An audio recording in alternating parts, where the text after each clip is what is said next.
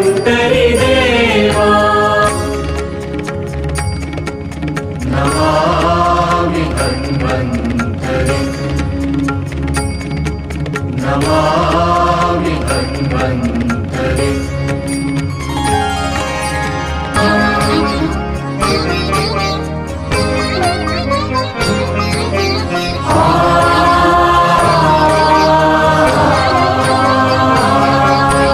देवांनी दैत्यांनी मंथन ते केले, त्यातून अमृत कलशा घेऊन आले. देवांनी दैत्यांनी मंथन